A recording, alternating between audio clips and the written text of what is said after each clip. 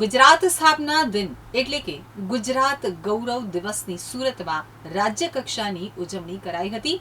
ત્યારે ઉમરા party plot ખાતે મશાલ પીટીનું આયોજન કરવામાં આવ્યું હતું, જેમાં નાયબ મુખ્યમંત્રી અને ધારાસભ્યો, સાંસદ સહિતનાઓ હાજર રહ્યા। સુરત શહેરમાં ગુજરાત ગૌરવ દિવસ 2026ની ભવ્ય ઉજવણી કરવામાં આવી રહી છે। ત્યારે ઉમરા પાર્ટી પ્લોટ ખાતે આજે મશાલ પેટીનું ભવ્ય આયોજન કરવામાં આવ્યું હતું, જેમાં નાયબ મુખ્યમંત્રી હર્ષ સંઘવી સહિત અનેક મહાનુભાવો ઉપસ્થિત રહ્યા હતા।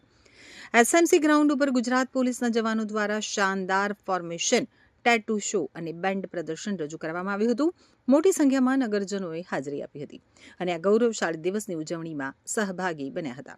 ગુજરાત સ્થાપના દિવસ નિમિત્તે યોજાયેલા કાર્યક્રમમાં નાયબ મુખ્યમંત્રી હર્ષ સંઘવી સાથે ધારાસભ્ય સંગીતા પાટીલ, ધારાસભ્ય સંદીપ દેસાઈ, ધારાસભ્ય મનુ પટેલ તેમજ સાંસદ મુકેશ દલાલ ખાસ ઉપસ્થિત રહ્યા હતા। એસએમસીના ગ્રાઉન્ડ ઉપર ગુજરાત પોલીસના અંદાજે 300 જેટલા જવાનોએ વિવિધ ફોર્મેશન રજૂ કરી અને સૌનું મન મોહી લીધું હતું। સાથે જ ટેટુ શો અને પોલીસ બેન્ડના પ્રદર્શનથી કાર્યક્રમમાં દેશભક્તિ અને ગૌરવનો માહોલ સર્જાયો હતો।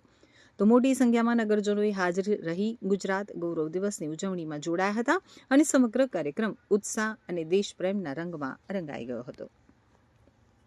આવતીકાલે 1 મઈના દિવસે ગુજરાતના જે સ્થાપના દિવસ છે, આ વખતે જો સુરત શહેરમાં આયોજન કરવા માટે જો આ મોકા મળેલા છે, એના જ ભાગરૂપે આજે અહીંયા એસએમસીના ગ્રાઉન્ડ ઉપર જો એક ભવ્ય જો મશાલ પીટીનું આયોજન કરવામાં આવ્યા। આમાં ગુજરાત પોલીસના 300 જેટલા જવાનો અલગ અલગ જો ફોર્મેશન રજૂ કરી જો આમાં જો ટેટુ શો થયા જો બેન્ડના ડિસ્પ્લે જો કરવામાં આવ્યા અને આજ મોટી સંખ્યામાં નગરજનો હાજર રહીને જો આ ગૌરવશાળી દિવસનું જો સેલિબ્રેશન થઈ રહ્યા છે, આમાં જો સહભાગી થયા જો આજે તમામ डिप्टी सीएम साहब, हमारा माननीय धारासभ्यों जो है, माननीय डीजी साहब और तमाम जो है उच्च अधिकारियों, पदाधिकारियों અને સાથે નગરજનો અહીંયા હાજર હતા જો અને હું આ રિક્વેસ્ટ કરવા માંગી છું, આવતીકાલે જ્યારે સ્થાપના દિવસ છે, એક ભવ્ય પરેડના આયોજન વાઈ જંકશનથી સ્ટાર્ટ થઈને લાલભાઈ કોન્ટ્રાક્ટર સ્ટેડિયમ તક થવાના છે 5:30 વાગે સાંજે।